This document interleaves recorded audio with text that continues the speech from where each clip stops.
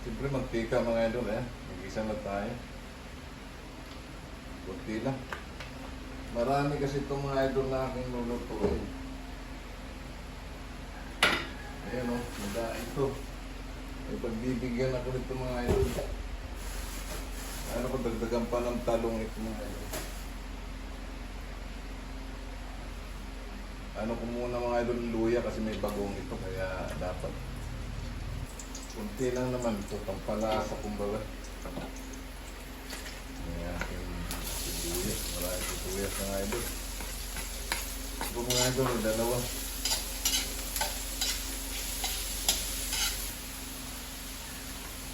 May asista na sa ako mga idol. May sibuyas na mga idol. Saka luya.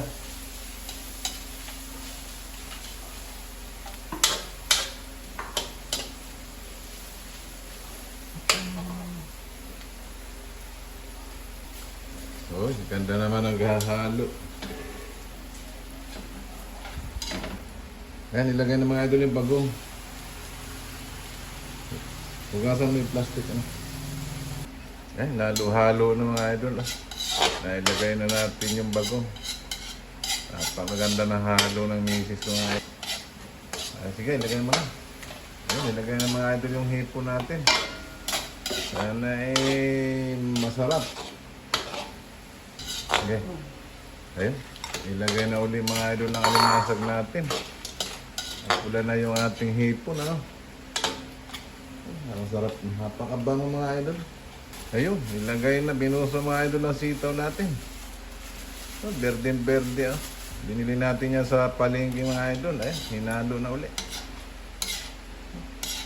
Pinagsanib mga idol ang pwersa namin magluto. Sigurado yan. Tapos ang kapartner niyan mga idol, karong baboy mga idol na iluto ko kanina. Ay, nalo na uli mga idol. Uy. Namumulan na sila mga idol. Ayun, lagay na mga idol yung kalabasan natin. Oh. Wow! Dami niyan mga idol, kaya malaking talyasi ang ating ginamit. Ang problema, wala tayong takip. Ang takip ay naiwan doon sa kabilang bahay mga idol. Hindi na makuha at napakalayo. Ayan, no?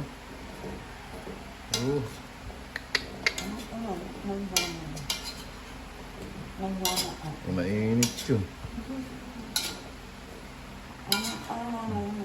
Ayan, malapit na mga lumambot mga katambay. Eh. Hinahalo-halo na. Grabe mga idol. Oh.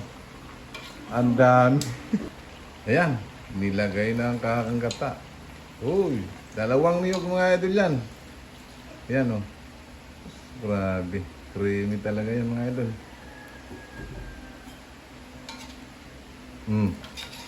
Uy.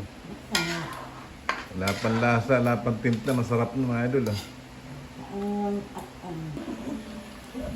Huwag kayong mo. Ayan, luto na. Balik niya yung tandra dito. Eh, sinasagot yung luto. Sarili niyo lang dala niya doon mga sarap. Wala mo kayong kailangan dala na yun. May ganun ka pa. Ako yung ulo. Ano ba naman ako ng... Bukol. Mabukan mo. Ako ang baka. Sabi ko, ko ibara ka. Ayan, luto mga idol. Papatayin ko na. At pamaya-maya, aalis na kami.